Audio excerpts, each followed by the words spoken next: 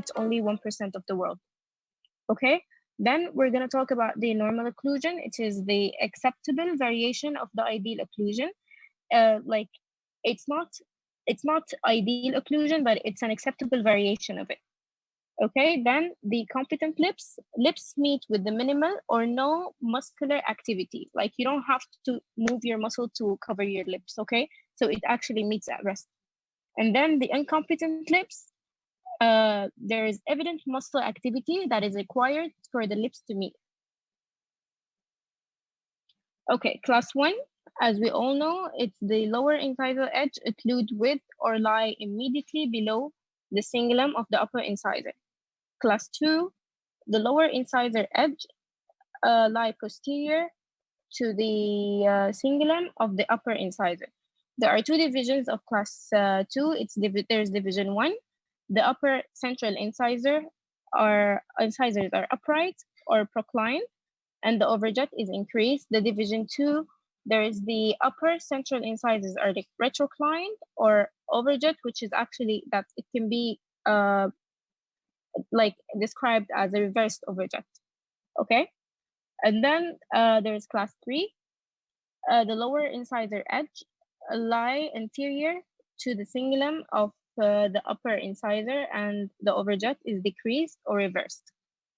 And then there is the bimaxillary proclination. Both upper and lower incisors are proclined.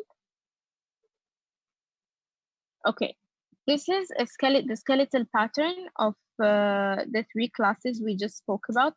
The class 1, like the facial profile, and there is the class 2 and the class 3. Okay, we're gonna talk about the overjet. Overjet is the distance between the upper and lower incisor in a horizontal plane. The overbite is the overlap of the incisors in vertical plane. So they're exactly the opposite, okay? Complete overbite, the lower incisors contact the upper incisors or the palatal mucosa, okay? People who have complete overbite usually have like irritations on the palate. So that's actually an indication. It comes in the MCQs in that form, that they come up with an example of someone having a palatal irritation and like a long scenario, and that's probably the answer. Okay, and then the incomplete overbite, the lower incisors do not contact the upper incisors or the palatal mucosa. Then the anterior open bite, there is no vertical overlap of the incisors whatsoever, okay? And then the crossbite, the deviation from normal buccolingual relationship, maybe anterior posterior or unilateral or bilateral. Okay, we're gonna talk about this in details. So like if I'm going too fast, just don't worry, okay? Buccal or crossbite, sorry.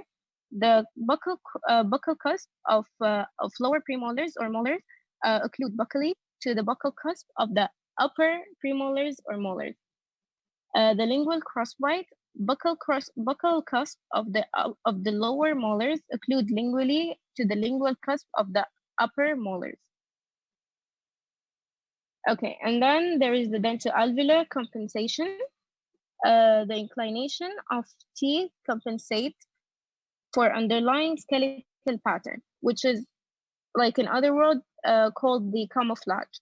Okay, so that the occlusion relationship between the arches is less severe.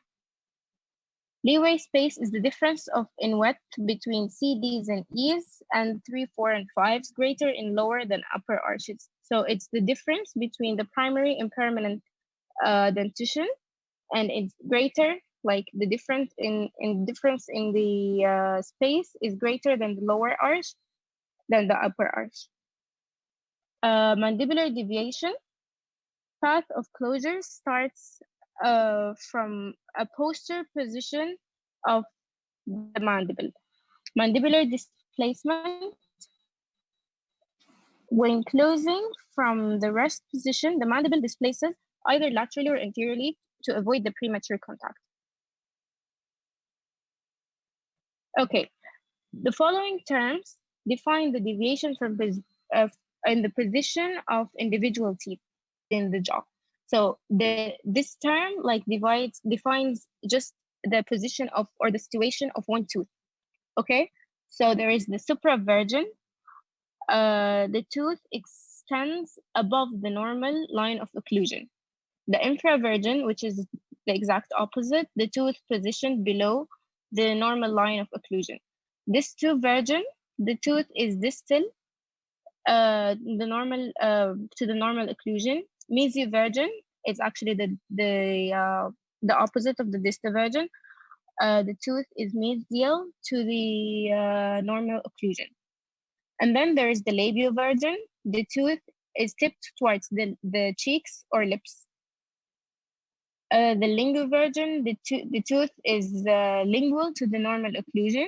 And then there is the torsovirgin. The tooth is rotated or turned. The transovirgin, the tooth is in the wrong position.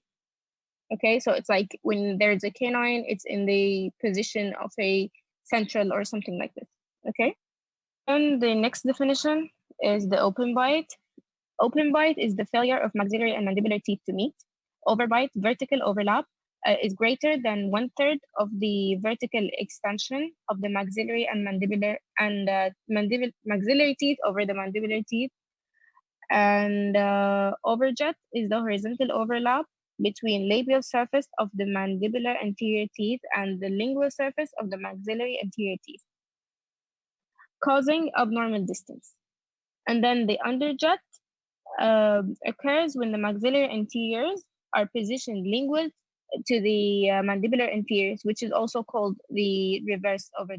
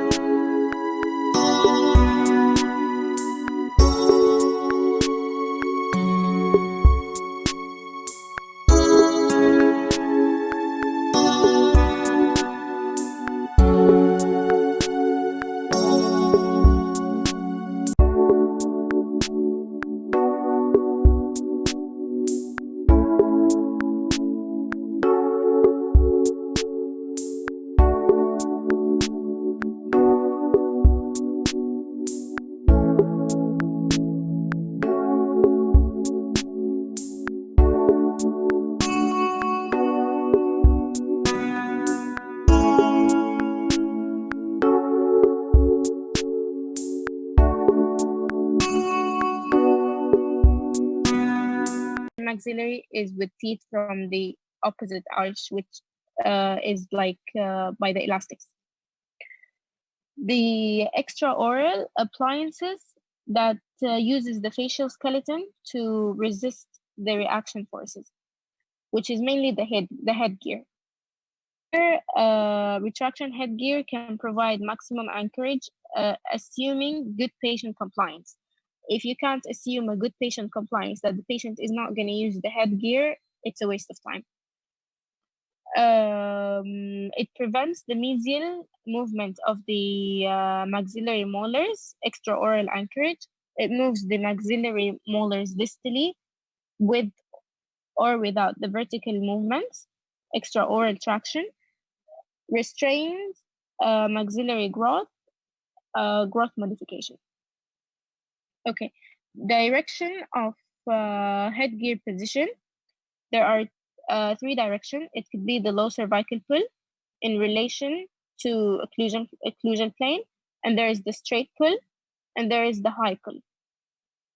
Okay, the magnitude and duration of the headgear force. There are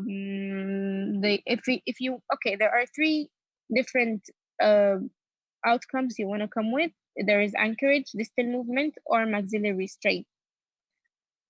There is a specific force and a specific duration. If you want to anchor you only use 250 to 300 grams for 10 to 12 hours. If you want distal movement, you use 400 to 500 grams for plus 12 hours. If you want maxillary restraint, which is the maximum force, you use plus 500 grams for more than 12 hours.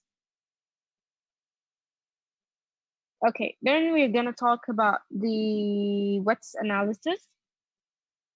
The WETS analysis is used actually to assess the anterior posterior skeletal pattern. So the method is very simple. You construct a functional occlusal plane by drawing a line through the cuspal tips of the molars and premolars or deciduous molars. You drop a perpendicular functional occlusal plane from the A point to give the AO or the A point to the occlusal plane, and the B point to give the B to the occlusal plane, and then you measure the distance from the AO to the BO. In class 1 anterior posterior relationship, the male's BO should be 1. It could be like plus 1.9 ahead of the AO. If it's a female, the BO should equal the AO and should equal 1.7. Okay, so there is the IOTN is the index of treatment needed. The clinical index to assess the orthodontic treatment need. It has two components, the dental component and the aesthetic component. The dental component is assessed by 5 criteria, which is the missing teeth, including aplasia, displaced, and impacted teeth, the overjet, crossbite, displacement, and overbite. Sorry, the overbite also include the open bite. It's like the whole relationship. Okay. The dentition is assessed systemically, thus ensuring that all relevant occlusion anomalies are recorded. If 2 or more occlusal anomalies are of the same dental health component grade, the most severe one is recorded. Okay, there is the aesthetic component. It's very simple. You just give the patient 10 photographs of the labial aspect of different class 1 and 2 malocclusions, and then you ask the patient to give you like the most one the patient sees attractive, and this like assesses the patient's aesthetic attractiveness of the look. Like this is what the patient wants. Okay, so there are 5 grades. Okay, and each grade has specific criteria. Can you see? Yeah, okay. Okay, there is grade 1. Grade 1 is extremely minor malocclusion, including displacement with less than 1 millimeter. And then there is grade 2, which is little, like it needs little treatment. Like if it's the index of treatment, it needs little treatment. Okay. There is 2A, which is increased overjet, 3.6 to 6 millimeters with competent lips. 2B is reversed overjet, 0.1 to 1 millimeters. And then anterior or posterior crossbite is 2C is anterior or posterior crossbite with up to 1 discrepancy between retruded contact point and intercuspal position. 2D is displacement of teeth 1.1 to 2 millimeters. 2E anterior or posterior open bite 1.1 to 2 millimeters. 2F increased or overbite at 3.5 millimeters or more without gingival contact. There are some points like without gingival contact and sorry. Okay, like without gingival contact and incompetent and competent lip and incompetent lip that you need to memorize so you can like reverse them in the next one. Okay, and then there is 2G pre-normal or post-normal occlusion with no other anomalies, includes up to half a unit of discrepancy. Okay, and then there is grade 3, which is moderate. 3A increased overjet, 3.6 to 6 millimeters with incompetent lip. 3B reverse overjet, 1.1 to 3 millimeters. And then there is 3C anterior or posterior crossbite with 1.1 to 2 millimeters discrepancies. 3D displacement, like if you want to like memorize it, try to remember 3D with displacement, like it can help you to remember.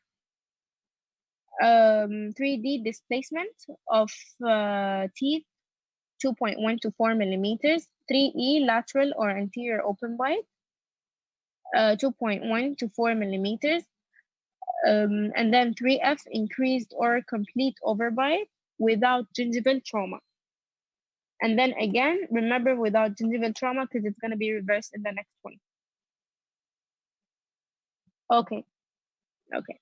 Grade 4 is great. Like there is great treatment needed, great amount of treatment needed. Okay. 4A is increased overjet, 6.1 to 9 millimeters. 4B reversed overjet greater than 3.5 with no masticatory or speech difficulties. You have to remember this one because it's actually going to be reversed in the next one. And 4C anterior or posterior crossbite with greater than 2 millimeter discrepancy between retruded contact point and intercuspal position. There is 4D severe displacement. Again, D is displacement. For severe displacement greater than 4 millimeters. And you can actually like link 4 with 4 here. And then there is 4E, E extreme lateral or anterior open bite greater than 4 millimeters. 4F increased and complete overbite with gingival or palatal trauma. And the one before there wasn't trauma, so like try to link them together. And then 4F, less extensive hypodontia. Here in number 4, hypodontia appears. Okay. 4H, less extensive hypodontia requires pre-restorative orthodontic space closure to obviate the need of prosthesis. Okay, prosthesis, because there's hypodontia that there are teeth that you need to prosthetically add. And then there is 4I, posterior lingual crossbite with no functional closure contact in one or both buccal segments. 4M, reverse overjet with 1.1 to 3.5 millimeters with recorded masticatory and speech difficulties. 4T, partially erupted teeth, tipped and impacted against the adjacent teeth.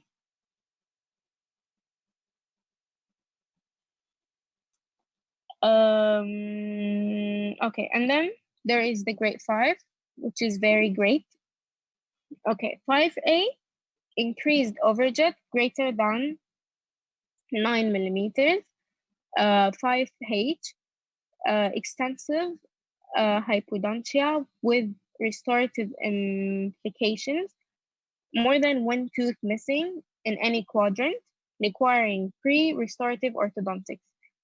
And then there is 5I, embedded eruption of teeth with the eruption of the third molars due to the crowding, displacement, the presence of supernumerary teeth, retained deciduous teeth, and any pathological cause. 5M, reverse overjet greater than 3.5 millimeters with reported masticatory and speech difficulties. 5P, defects of cleft lip and palate. 5S, submerged deciduous teeth. Okay. Cephalometrics, as you know, it's the interpretation of the lateral skull radiograph taken under standardized conditions. Okay, first you need to identify reference points. This part is very important in the exam. Like basically all the practice exams about ortho was about the cephalometrics, that there's a point on a drawing that you actually need to identify and say like this is the cella and this is the nasion and this is whatever. So you need to like actually see the pictures and like go through it. Okay, so first there's the cella, which is the midpoint of the cella thoracica. And then there's the nasion, which is the most anterior point of the frontonasal suture. And then there's the orbital, which is the most inferior and anterior point on the margin of the orbit. There's the porion, the outermost point of the bony external auditory meatus. And then there is the pogonian, which is the most anterior point of the contour of the chin. And there's the anus, which is the most inferior point of the maxilla at the nasal base. And then there is the PNS, which is the posterior nasal spine. The tip of the posterior nasal spine of the palatine bone at the junction of the hard and soft palate. And then there is the gonian, most posterior inferior point on the angle of the mandible. And then there is the gnathian, which is the most outward and everted point on the facial curvature of the symphysis of the mandible, located midway between the pogonian and the menton. And then comes the menton, which is the lowermost point of the mandibular symphysis. And then there is the basian, which is the interior margin of the foramen magnum, the midpoint of the curvature between the upper and lower surfaces of the basilar point of the occipital bone. And then is the articular, which is the midpoint between the two posterior borders of the left and right mandibular rami at the intersection with the basilar portion of the occipital bone. And there is the A point and the B point. If you remember, we actually went through these points in the WETS analysis.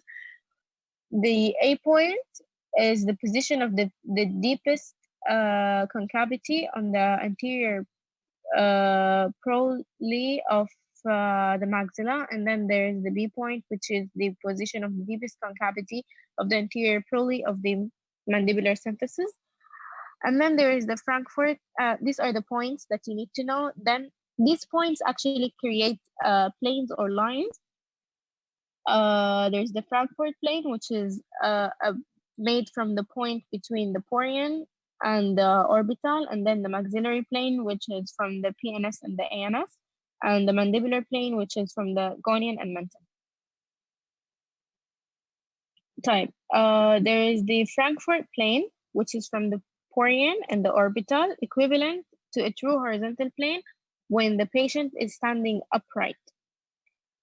The maxillary plane the PNS, from the point of PNS and the ANS, it gives inclination of the maxilla relative to the other lines or planes. The mandibular plane, which is from the gonian and mental, gives inclination of the mandible relative to the other lines or plane. And then there is the SN line, indicates the orientation of the anterior cranial base. And then there's the NA line, indicates the relative position of the maxilla to the cranial base. And the NB line, and the N here, by the way, is the nasium, indicates the relative position of the mandible to the cranial base. Okay, and this is a basic diagram of the cephalometrics, if you can see it. So basically, the whole exam in cephalometrics like revolves around this the pictures, the points where you need to identify which is which, and it's very important. Like you have to memorize where the nasian, like they're not gonna write you an N or something. They're gonna write just a letter A or B or C, and you just identify. Okay, and then there are angles that are the angle MMPA, the maxilla to mandibular plane angle. The maxillary plane to mandibular plane, it gives inclination of the maxilla relative to the mandible. This in turn indicates the relative proportion of the face height and acts as an indicator of the future growth direction. Okay, and then there is the cephalometric analysis and interpretation. Can you see that? Yeah. Okay. By comparison of angular measurements with normal value, you can interpret the results of your analysis to give diagnosis to the patient presenting skeletal pattern. Comparison of the finding from the original and final cephalometric radiograph will allow you to assess the outcome of the treatment. Analysis of lateral skull tracing. Okay, so there is an angle called the SNA. Okay, the SNA, it comes from the SN line and then the NA line. This angle that is formed should be 81 plus or minus 3. And then relatively, there is the SMB. The SMB should be 79 plus or minus 3. If SNA and SMB is greater or less than normal, it indicates the maxilla and the mandible are either positioned anteriorly or posteriorly due to difference in jaw growth size. And then there is the AMB.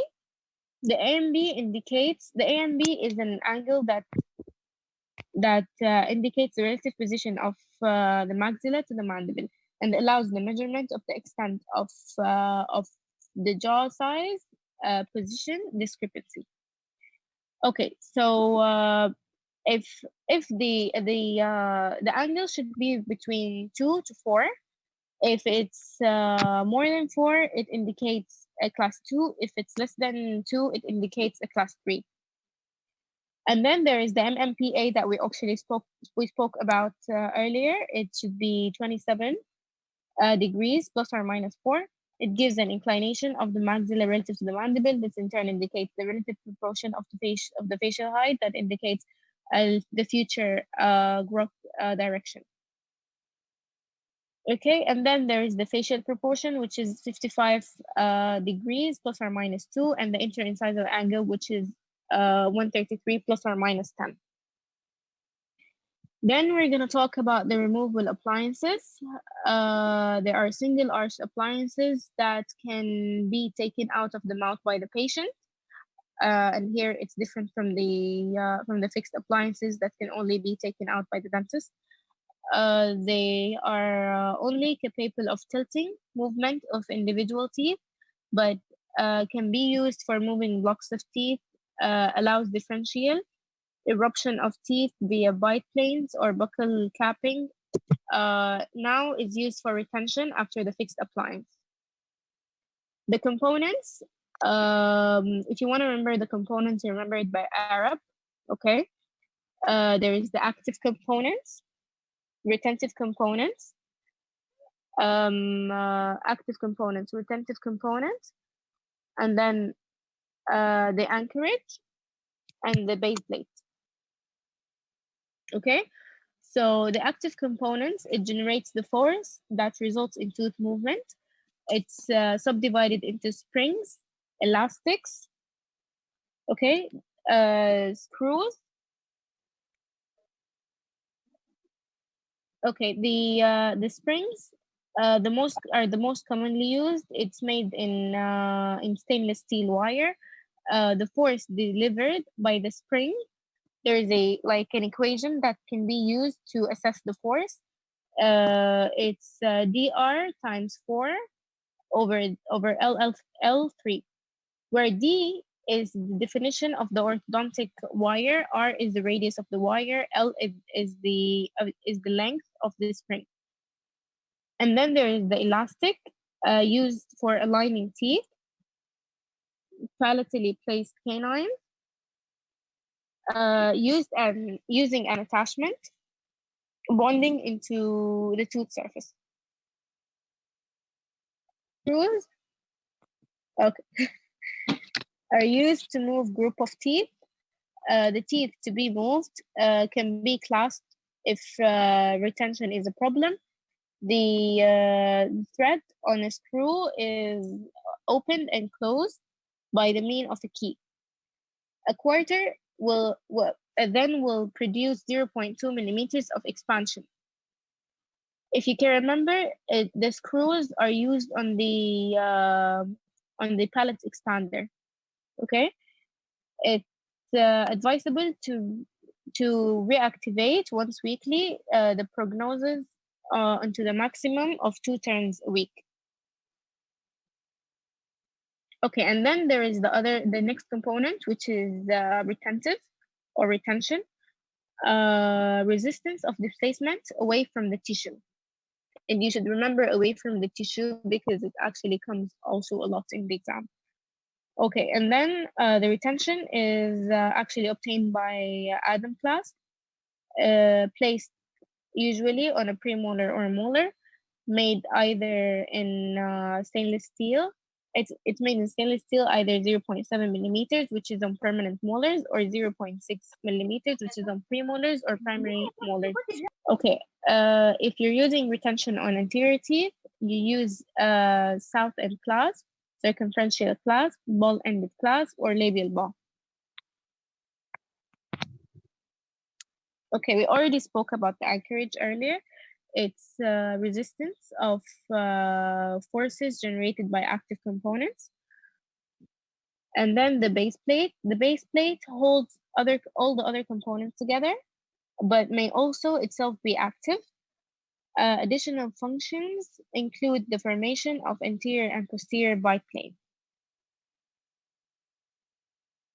Okay, fixed appliances are attached to the teeth. They vary in complexity from sectional involving a few teeth to full fixed appliance in both arches.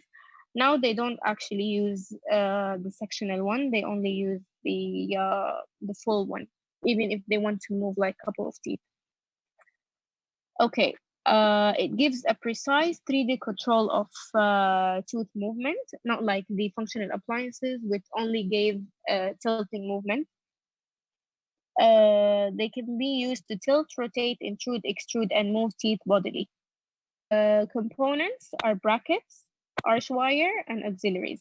Brackets are bonded to the teeth using acid etching or welded into the band, which can then be cemented using GIC. Arch wire, flexible niti arch wires used in its initial stages, and more rigid stainless steel wires are used in later stages. Tungsten, Miloborn, cobalt, chromium alloys are also popular. And then there is the auxiliaries, elastic rings, or ligatures are used to tie the arch wires to the brackets. The types of fixed appliances, standard edgewise. Historical, the brackets are rectangular and wide mesidistally for rotational control, and the intended final 3D position of each tooth had to be built into rectangular stainless steel arch wire that bands are placed in 3 planes of space. This is the one that is most popularly used. And then there is the pre-adjusted system. The pre-programmed brackets are designed with the average value of for the intended final 3D position built into the arch wire slot. And then there's the self-ligating system.